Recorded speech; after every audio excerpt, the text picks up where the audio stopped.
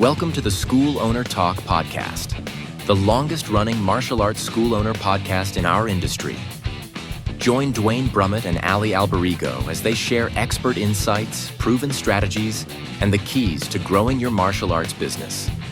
Let's take your school to the next level. And now here's our hosts, Duane and Allie. Hello and welcome back to SchoolOwnerTalk.com, the podcast that Allie and I do together. So Allie, welcome back. I know you've been gone for a little while and we took a little hiatus. I did. I took a vacation with, it wasn't initially set up to be a vacation. I was actually being brought in to speak at a martial art billing software consulting company in England.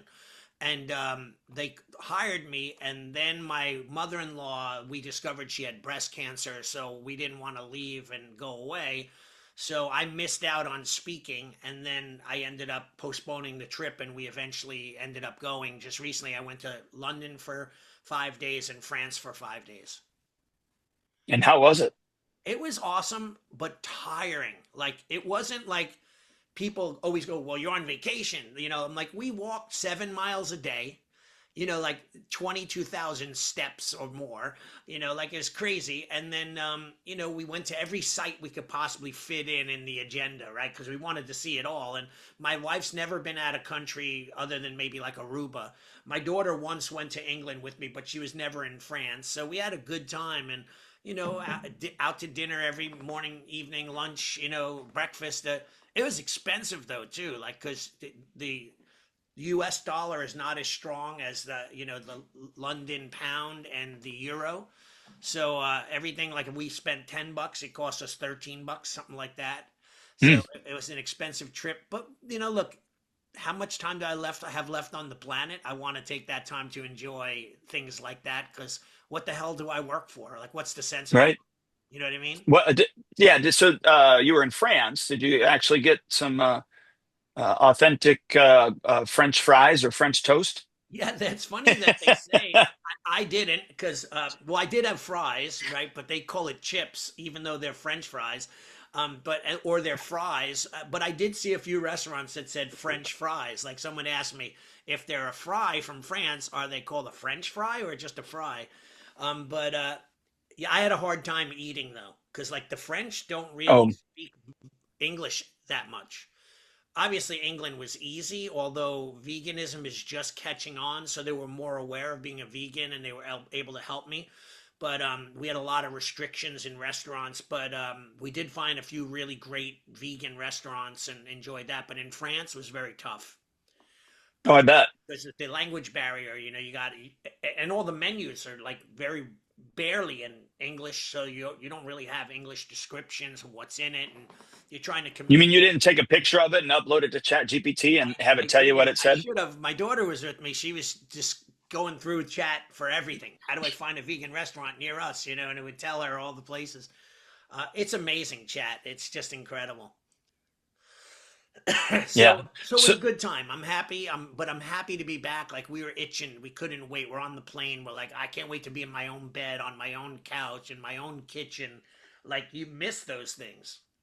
yeah, no, definitely. Routine is important, I think. Yeah, and So just being away, like I said, I needed a few days to decompress and get back into the swing of things. Like, I'm just yeah. today, I got back on Sunday. Just this morning, I woke up feeling refreshed. It took me 2 days with the jet lag and the time change and all that. Oh, I bet. Yeah, I Yeah. bet. Yeah. So, So yeah. we've got yeah, we hit it. I was going to say we had an interesting topic today. I mean, we kind of always talk about that martial arts is the last line of defense, I think. But today we're talking about why martial arts still matters. Especially in a world of instant gratification. What true discipline really looks like and what it means. It is a great topic, because I just talked about this with my client David Nemiroff from Aikido Master Samurai Academy, and we were saying to ourselves, like, do people really care enough to do it the way we did it? Like, not necessarily old school, beating each other up, hardcore, that kind of stuff, but more like the grit and tenacity to keep pushing forward when things get hard or when they get frustrating and so on. So it's an interesting topic. I really, I think that that's important. So anyway, like, I think that we should chat about, that concept. Like, what about white belts?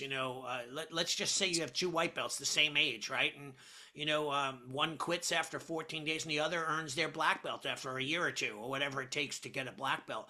One becomes your demo team captain, or you're an instructor in your school, while the other just disappears. And you think that maybe we say like this as martial artists, well, they're going to miss out. They're going to realize later on that they lost out. But they don't, because they don't have any real reason to think that way. They just quit something that they didn't like and they moved on. So what are your thoughts on that? Like, what is that all about? Well, let me back up and say this. I did a recent survey of our parents, and part of that survey was to find out what they were looking for out of a martial arts program for their child, you know, when they got into it. And then the other part was now that they're into it, what Right. they're looking for. And self-confidence was 40%. Okay. And so I had, like, your first and your secondary, those type of things. So the Right. first 44% was self-confidence. And then between focus and discipline was the 6%. So that was like the second strongest, Okay. focus and discipline. And then secondary was emotional control, then character development, respect, and humility. Those three kind of tied about 20% Mm. type ish for the secondary level.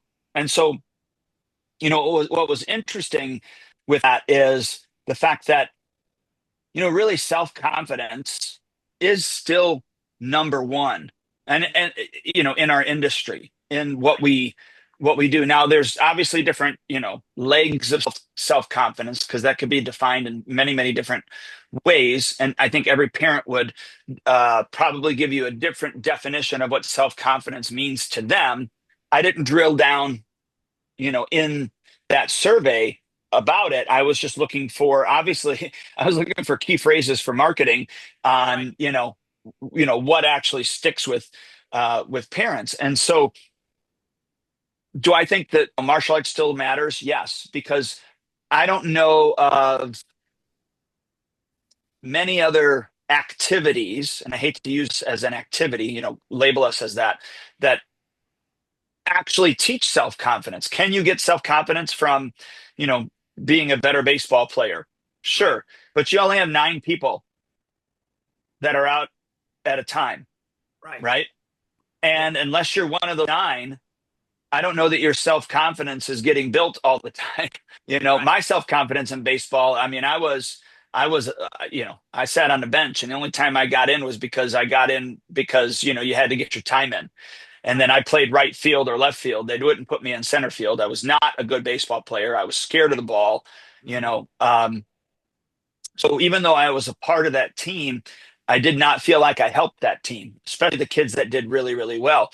Well, you take a look at martial arts, because yes, it's a team activity on some things, but it's such an individual activity that it allows our students to grow at their pace. And yes, do they automatically, grade themselves against other kids in the school? Sure. That's what we all do. Yeah. But they also have a different measurement. As long as we point it out to them, they have a different measurement that's more important. Are you better today than you were yesterday? Or are you better at this belt than you were at that belt? And I don't mean just because you got a new belt, because you technically are better. Does that all make sense? That totally does. It leads me to a time when I had a parent come to me, and we're talking 20 years ago, maybe 15 years ago, and probably 20 more so. The kids are grown up now. And the mom said, I would want to meet with you and find out why my daughter hasn't gotten their brown belt or whatever it was. And I said, okay, no problem. We set up a time during the day. But that was for the next day. So I prepared myself. I had a folder. I highlighted all the stuff that they didn't know and what they didn't do well. And I was prepared to go at them and let them know these are the reasons why. Right. And then when I met with the lady said to me, I'm a school teacher. So please understand that I know how we do things in public school. We teach the lesson. They pre-test it, they do some homework, and then they test, and then we pass or fail, recorrect, and move on pretty much quickly, or we're moving to the next topic. So she says, I have no idea how you do this. Like, I don't know what is my way of gauging progress. What is my way of monitoring their success so that I know that my daughter is on target to keep on moving forward. And that I literally just closed my folder and threw it off to the side. I didn't even bother addressing it because it was really only about them understanding from a different perspective, right? So how do we monitor a person's self-confidence? How do we monitor their self-esteem? How do we monitor their focus so a parent feels like they're fulfilled with signing them up at our school? You know, other than like the kid's really shy and now they're teaching a class, maybe in those extreme cases, it's visible. But up until that happening, you know, it's very hard to figure out. So when a kid goes, I want to quit, I don't like this anymore, the parent goes, okay, we'll try something new. Like they're looking for something to show them that there's been some great results. Maybe some questions to ask a parent to ask themselves or their kid to see where their progress is. Does that make sense? Well, and it does, and that goes to, you know, really part of the title of what we're talking about in the world of instant gratification. So, because we said that, you know, why martial arts still matters in a world of instant gratification, what true discipline means, and so it's educating, and we talked about this in many podcasts, and it's educating the parents and understanding that failure is a part of the normal process, and that they're not always going to get their stripe, they're not always going to get their belt, and that they're going to hit walls. Some of those walls are going to be, it's boring. Some of it's going to be, I've already done it. Some of it's going to be, I didn't pass. That they're gonna hit those walls, but we've got to educate the parent and let them know that, you know, this is why we do what we do. You know, that's why we had come up with our parents' code, regards to that, because we want them to understand that, you know, they got to come alongside of their kid. They can't be in front of their kid shielding them. Their kid has to learn how to, you know, take these blows on their own. And when I say on their own, not be alone, but they have to navigate them on their own with the guidance of instructors and their parents. And so we come alongside them to help them guide through that. But, you know, not that I want to bring this up, but I sent you a copy of the book that I put together. Well, you should bring it up. That's exciting that you wrote that book. I'm trying to get you to realize how important that book is. And I think every martial arts school out there should order it on Amazon because it's a great topic and a great book. So we need to promote. Well, let me just say this real quick. Chapter 7 talks about how to be a black belt parent, supporting without pushing. But then you move to chapter 8 and it talks about quitting hurts more than you think. Right. And, you know, one of the quotes I've been here was, you know, quitting is loud in the moment, but regret echoes longer. Mm-hmm. And getting the parents to understand that, you know, well, one, failure is an event, not a person. Mm-hmm. And failure is a part of success in order for your child to build resistance or resilience and grit. Right. And when we give it too soon and let our kids make the decision for themselves, we as the parent do them a disservice when we do that. Right. And it's always, and we've talked about this on other podcasts, it's always been about parenting the parent. It's just now, it's a lot harder to parent the parent. Yeah. Before we had a buy-in from the parents, they already were parenting, you know, fairly well, if not really well. Right. And so when we walked alongside them and say, hey, thanks for letting us be a part of your village. Right. Right. They allowed us to be a part of the village. Now it's like, hey, are you still going to let us be a part of your village? Yeah. I think, though, too, that parents, like I had this situation I talked about on one of our last podcasts where I thought I had a great conversation with a mom. I thought she was asking me advice. I was giving her advice, and I told her that sometimes it's hard for parents to push their children. Sometimes they, you know, blah, blah. And then at the end of the class, the dad was waiting for me. Can I have a talk with you? He was furious, like he wanted to start an argument. He basically told me, I appreciate your martial art classes, but don't tell my wife how to parent our child. And I'm like, okay, I guess that's fine. If that's what you want, I won't ever tell you anything ever again, any advice or anything. And I never did. I don't really talk to that parent anymore. I ignore them, and they're coming up for renewal. I don't honestly think they're going to renew. I told her there was a $5 increase. She was giving me a hard time about it. I said, I don't know what to tell you. That's basically $5 more, and that's life, that kind of thing. But you're right, though. Like, how do we get parents to listen? Well, And I this think it goes isn't back their to fault. the onset when they first start to join, Right. and making sure that we have the buy-in as much as possible. Again, I've heard this when you do a speech, right? You tell them what you're going to tell them. You tell them what you told them. Right. So, we're going to tell them that, look, this is what we're doing. We're partnering with you. We're going to come alongside you. There's going to be hiccups at some point. We're going to work through it together. And then when those hiccups come up, we go, remember, we talked about this already. These are important steps for your child to overcome. We have three different options here. The first one is to go ahead and quit and not let them learn from this. Second one is to let them try again, whether they fail or pass, try again. And the third one, is whatever. Like you would just go through and make those, but it takes time. Like It does. it And takes relationship. And I think that's the other piece too. We talked about connection in other podcasts. And I think that's another thing that sometimes because everything is so automated now and everything's so computerized, and we lose that connection with our students. And it's not enough, I don't think, just to give Johnny the high five on the floor and then pat him on, I was gonna say pat him on the butt. You can't do that anymore. Pat him on the back and send him along his way. yeah, It's deeper than that. But the other problem is it's got to be reciprocated by the parent. They have to want to make a connection as well. And I think that's hard in our society today because we're connected as ever and as quickly as we possibly can be because of all of these computers and texting and push notifications and everything else. but I don't But we're think not connected. we're not connected. I don't think we are connected. Like it's sometimes like we're connected, touching, and we're in that Instagram zone or Facebook zone. But are we really connected? Like I'll give you an example. Um, we didn't have any TV. We normally watch a ton of TV, but when we were in France, there was only French television, so we didn't even turn our TV on. Our phones were having intermittent connection problems, so we weren't on our phones as much, like checking Facebook at dinner, and like we're all on our like we were just kind of in the moment. Like we used our phones to take a lot of photos, but we were in the moment. We were together as a family when I was away. It was a much different experience. Like I actually enjoyed that versus being in the modern day. Now I'm back on my phone. My wife and I are watching a show. We're like, what just happened there? What did he say? Hold on, let me rewind it because we're both looking at.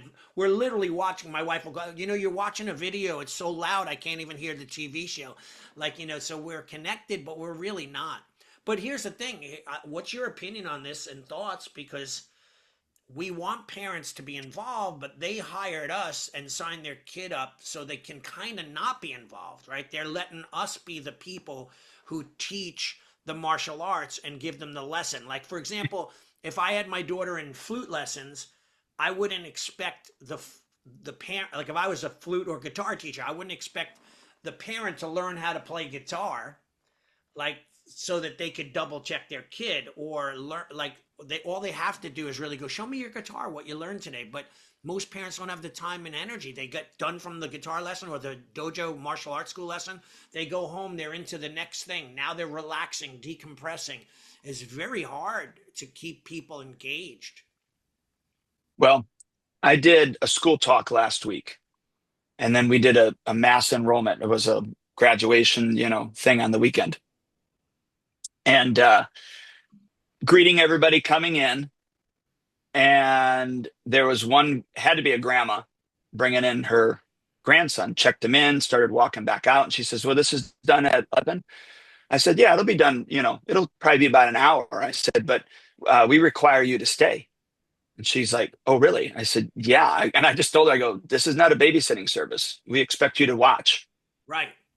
And she was just kind of looked at me and walked away. There were some other parents that were standing there, like kind of looked at me, and I go, we're not. Like, I didn't pull any punches.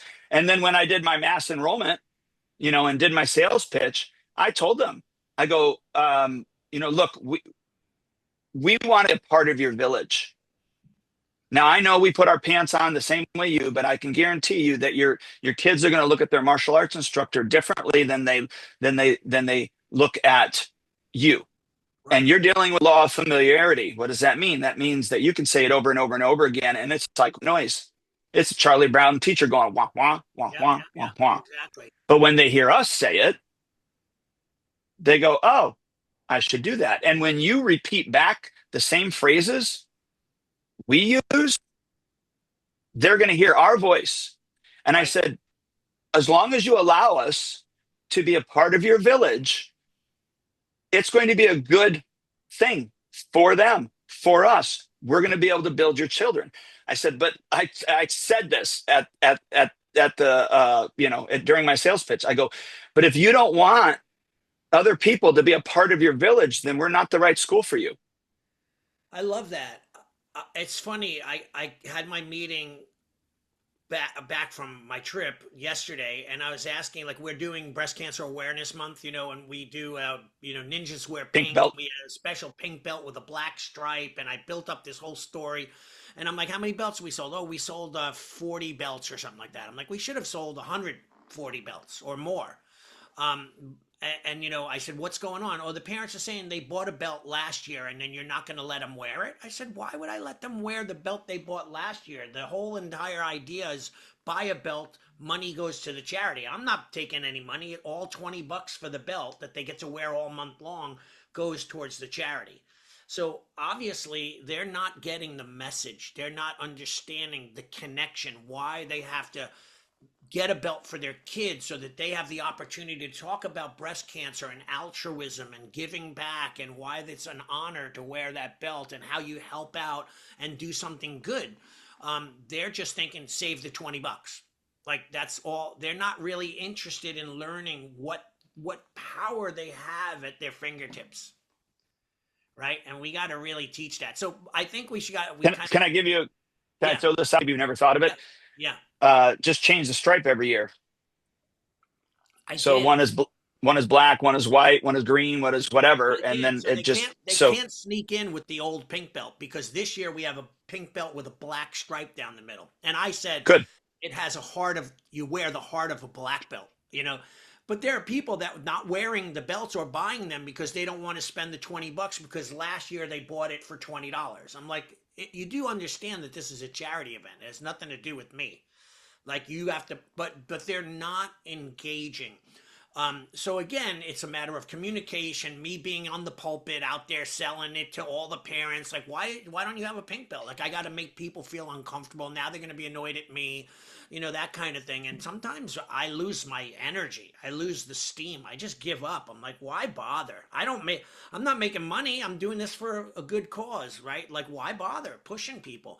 So get them mad at me for no reason. But at the same time, if I don't, they're not going to engage. They're not. I told my staff this story about, like, when I sell drinks at my dojo. If I run out of drinks, people end up going to 7-Eleven and buying a drink after class. Now they create a new habit and they don't buy from our store once I get the drinks back in, because they've already created a new habit.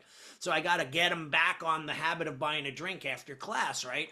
So it's the same thing with everything else. You got to get them used to being a part of things. You got to kind of drag them in order for them. But we were talking, go ahead, you were going to say something. No, I was just going to say, every Monday through Friday, I've got a Bible study that I do. We do it on Zoom with a bunch of different guys, and it's from 7 a.m. to 8 a.m. And one of the guys said this, and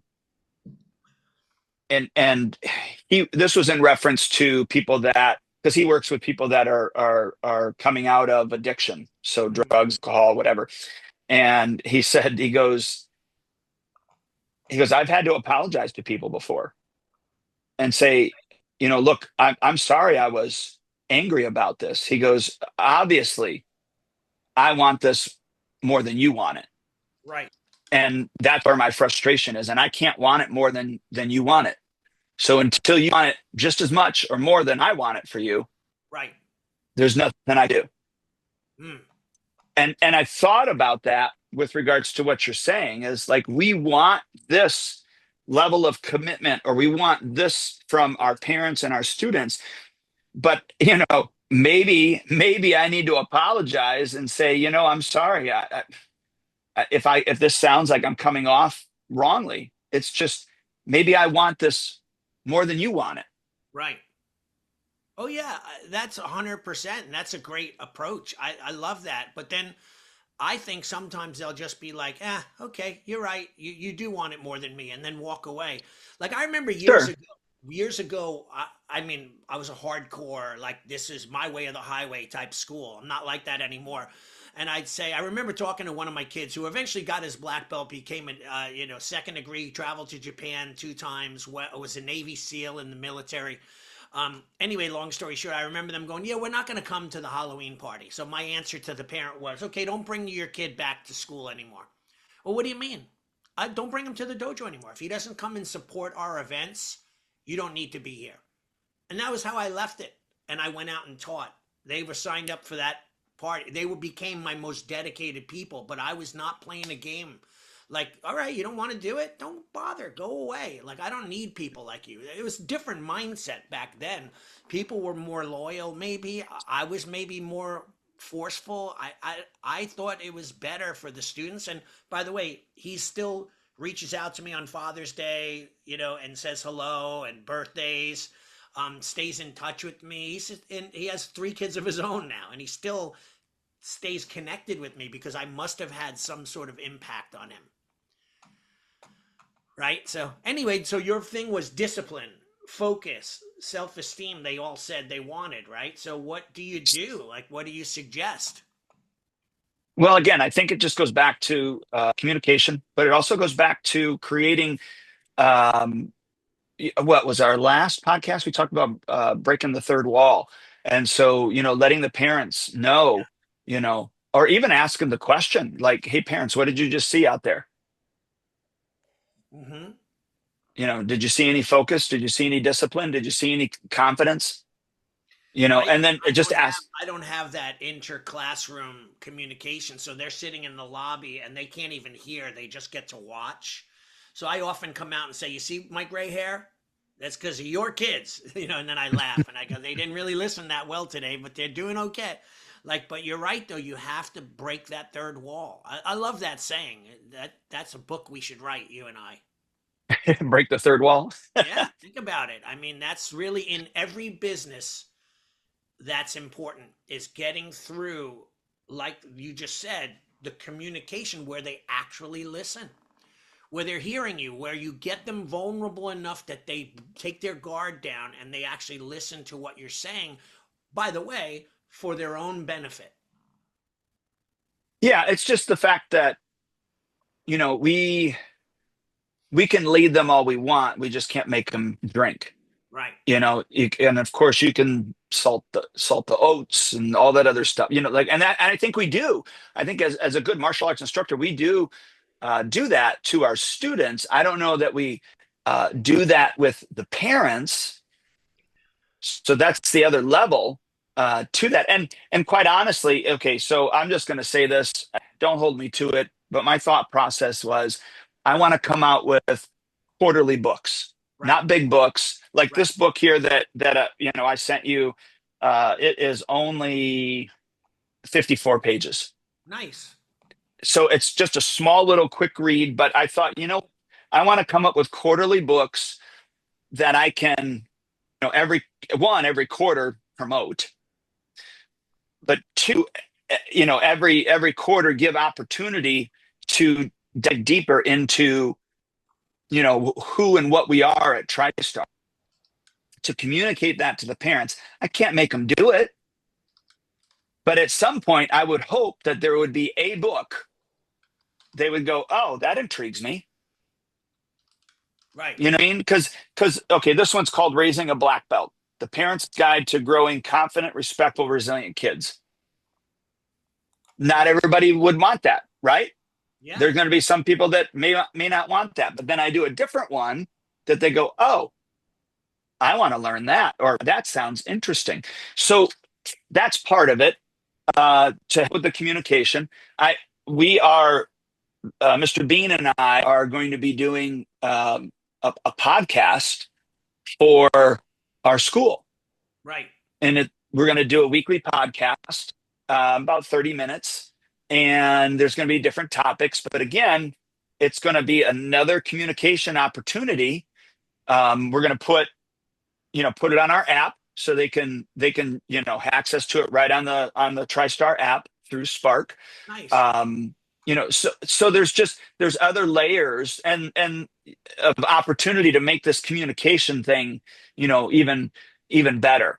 And whether it's going to be written form, whether it's going to be audio form, video form, whatever is going to capture their imagination and their attention, that's what we want. Right. I love that. That's a great idea. The only thing that I find though is that sometimes I put all this effort into, like you're doing with your book, or you put it into a podcast, and then you get a very small portion of your, like, for example, we communicate every format, Instagram, Facebook, a website, our app, push notifications, text messages, emails. I mean, literally every format you could possibly do. And there's only, like, for example, like if I put a post out on Facebook, I'll get like maybe 10 likes. 8 of them are from my friends that run schools. The other 2 are from 2 parents. So I always wonder, like, who's actually listening? That third wall. What effort am I going to put into that book, that podcast, to see who's actually listening? And I think that until you build an audience of people who are, what is that book? Raving fans, right? Getting them to really want to hear what you have to say. That's a tough thing, I think. So I commend you on doing it, because it's a beautiful service for the 20 or 30 or maybe more in your case, people that are going to listen.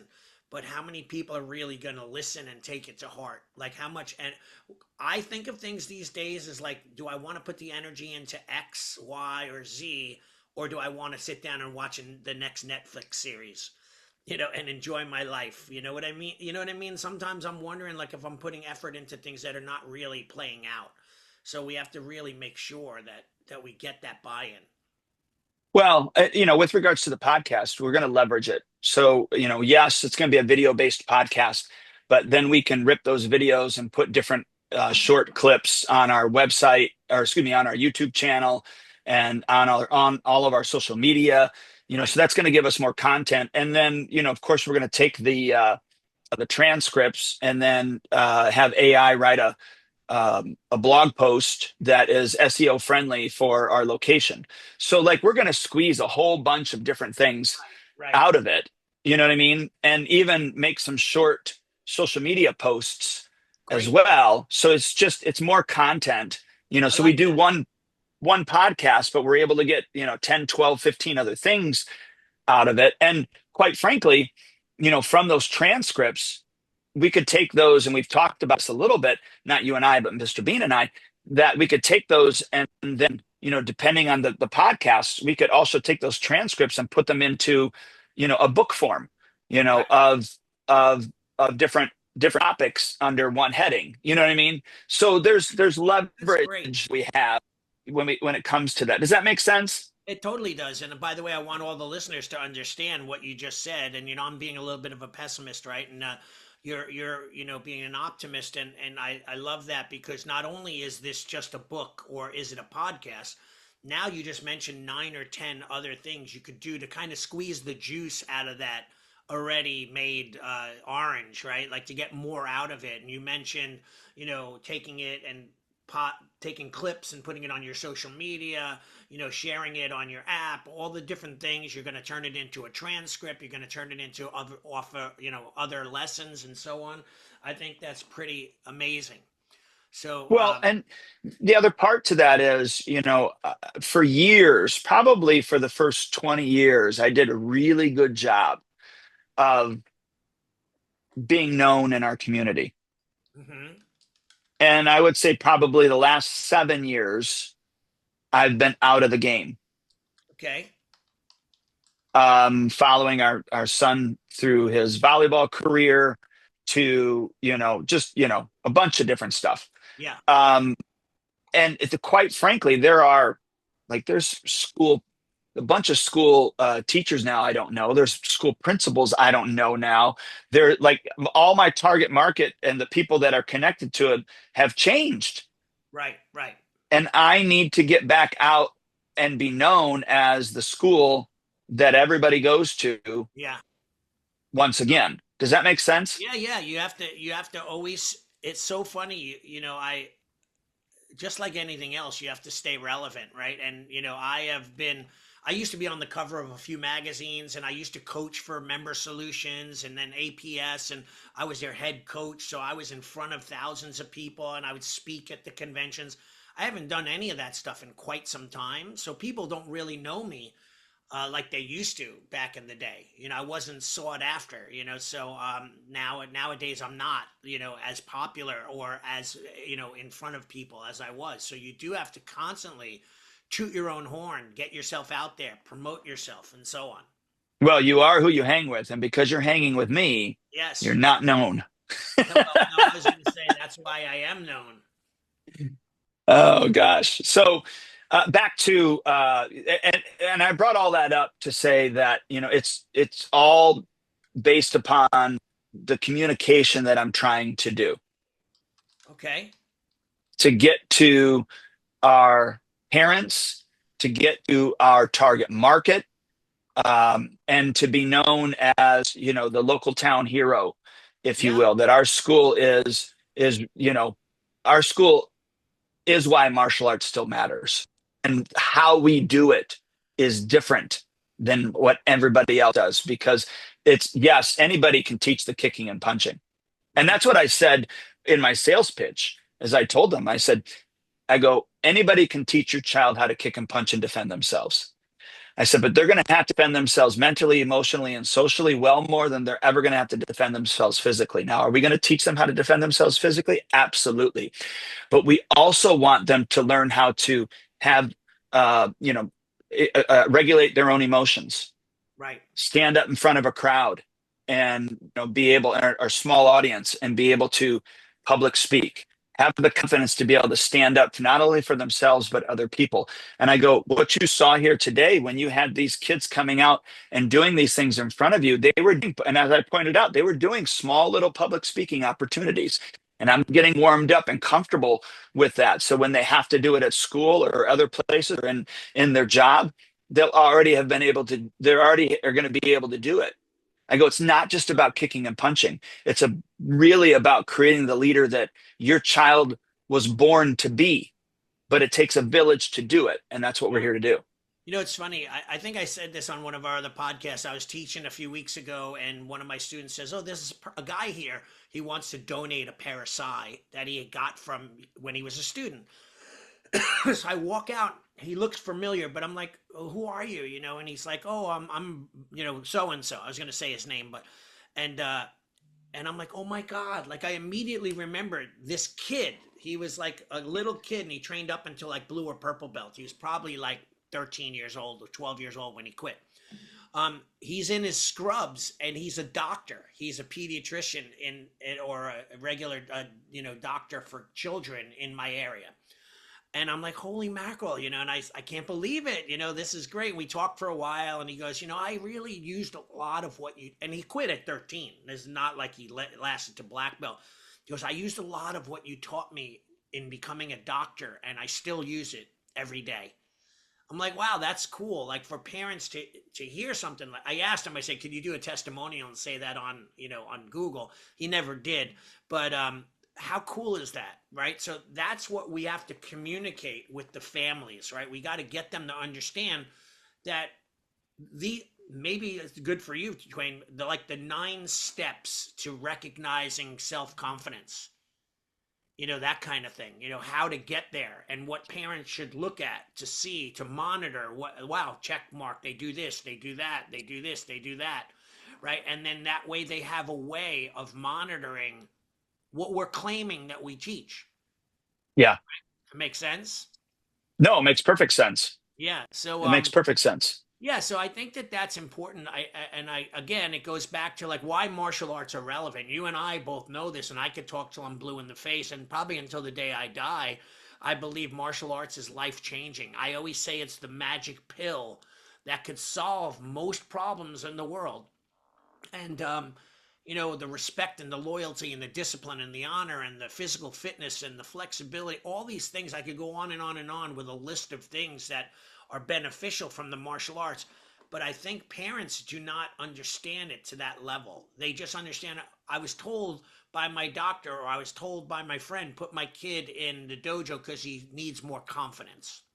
Like on my checklist when they do my online waiver and questionnaire, those are the main things: self-discipline, focus, self-esteem, Confidence. Yeah. confidence. Last, self-defense is the last one. But do they understand what it takes to get those things? Are we going to let the kid quit, or are we going to keep them going even when they want to quit? What are the steps? And by the way, we could teach that, and that'll be a great retention tool, by the way. Yeah. Yeah, definitely. Again, we're biased, but we truly believe that martial arts, still matters. Yeah. And, for you as a school owner, to the best of your ability, communicate the benefits, lead with the benefits of your martial arts program for their child. Tell them, again, this is what a good speech is. Tell them what you're going to tell them, and then tell them, and then tell them what you told them. And then, re-engage and find out if they're satisfied with whatever it is. Like, so if the child was in for self-confidence, and maybe now that's changed over 6 months, where the confidence has risen, but now they need a little help with emotional control.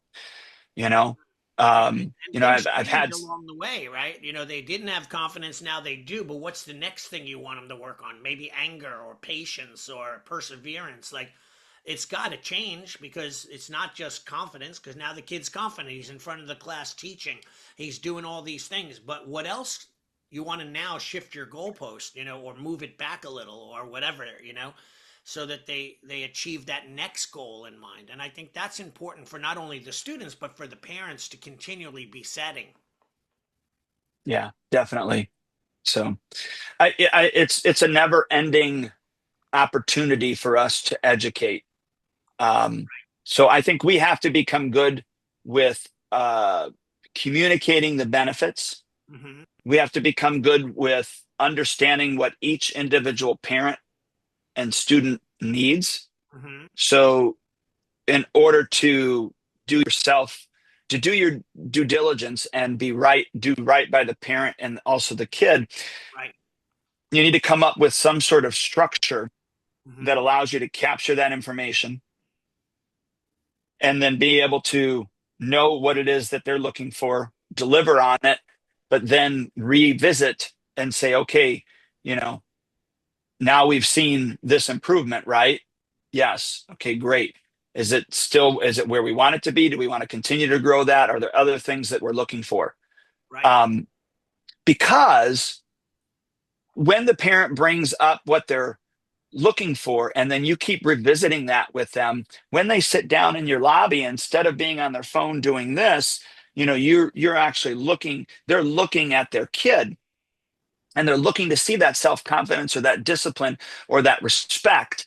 And then, when they see it, that reinforces what they're looking for. And what do they do again? They start looking for more Right. of it. It's like, I forget the law, but when you buy a new car, now you start seeing that car all around town, Sure. because you're going to find what you're looking for. So, it's the cognitive bias that we want them to have, where they're looking, they go, I want my kid to have respect. And then when they see it, they go, oh yeah. And then they need to be educated on the fact that when their kid steps out on the floor, you mention that to them, where you don't say, man, you weren't focused for most of the class. You go, I saw when you showed Mr. Brumitt respect. Right. I like that. Right. So you draw attention to what you're looking for, and you praise them for that approximate success. You don't need to focus on the negative because, quite frankly, most of the kids already know what they need to work on. Yeah, or they, our old saying is, you don't know what you don't know, right? Like they think they know what, like that mom who asked me the question and I gave her my opinion, and then she went home and told her husband and he was angry with me. But the real lesson for her would have been to go, maybe I am holding on. Maybe I do need to push my daughter a little further out of her comfort zone. And then, but I don't want her to quit, she would say to me. And I go, but we need to push her forward. We can't always coddle her until you baby step her, until eventually it takes a year to get her where she should have been. After 2 weeks, you push her in, she deals with the problem, you push her through it, and boom, you're in. Now you're going to get the benefits at a different level than you would have if you, if you didn't. So anyway, I think that that's important, right, for us to do that on a regular basis. Yeah, it just takes time. It just does. It just takes time and effort on our part. Schedule that time, create that structure or framework that you can follow to ask those questions, and then figure it out from there. Like, do your best. That's all you can do. Absolutely, dude. I think that that's so important. This was a good podcast. I think we kind of got to talk a little bit about topics that were important, and I think that school owners deal with it on a regular basis. There's a few really cool golden nuggets that people could extract from this and maybe add it into their school. It wasn't the sexiest podcast because sometimes we have like a 10-step list.